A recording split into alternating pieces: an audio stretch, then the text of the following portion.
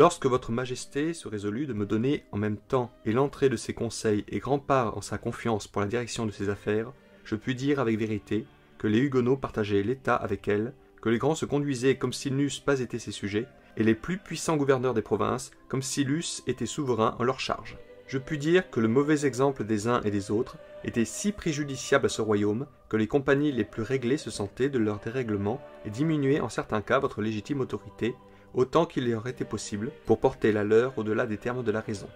Je puis dire que chacun mesurait son mérite par son audace. Au lieu d'estimer les bienfaits qu'ils recevaient de votre majesté, par leur propre prix, ils n'en faisaient cas qu'aucun qu'ils étaient proportionnés au dérèglement de leur fantaisie, et que les plus entreprenants étaient les plus estimés, que les plus sages et se trouvaient souvent les plus heureux. Je puis dire encore que les alliances étrangères étaient méprisées, les intérêts particuliers préférés au public. En un mot, la dignité de la majesté royale tellement ravalée et si différente de ce qu'elle devait être par le défaut de ceux qui avaient alors la principale conduite de vos affaires, qu'il était presque impossible de la reconnaître. On ne pouvait continuer le procédé de ceux à qui votre majesté avait confié le timon de son état sans tout perdre, et, d'autre part, on ne pouvait aussi le changer tout d'un coup sans violer les droits de la prudence qui ne permet pas qu'on passe d'une extrémité à l'autre sans milieu. Le mauvais état de vos affaires semblait vous contraindre à des résolutions précipitées, sans élection de temps et de moyens, et cependant, il fallait faire choix en tous les deux pour tirer profit du changement que la nécessité exigeait de votre prudence.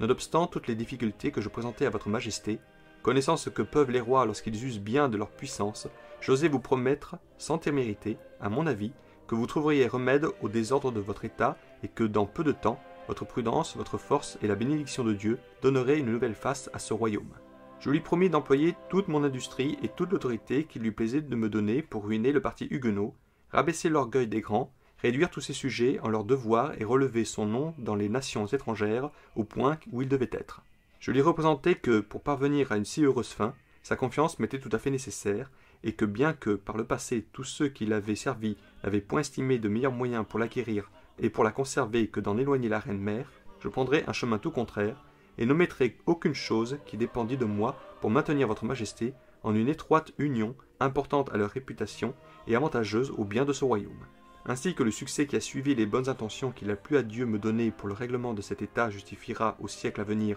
la fermeté avec laquelle j'ai constamment poursuivi ce dessein, aussi votre majesté sera-t-elle fidèle témoin que je n'ai rien oublié de ce que j'ai pu pour empêcher que l'artifice de beaucoup de mauvais esprits ne fût assez puissant pour diviser ceux qui, étant unis par nature, devaient l'être aussi par la grâce. Si, après avoir heureusement résisté plusieurs années à leurs divers efforts, leur malice a enfin prévalu, ce m'est une extrême consolation qu'on ait souvent ouï sortir de la bouche de votre majesté, que, lorsque je pensais le plus à la grandeur de la reine, sa mère, elle travaillait à me nuire. Je remets à éclaircir cette matière en un autre lieu, pour m'attacher présentement à mon sujet, et ne rompre pas l'ordre que je dois garder de cet ouvrage.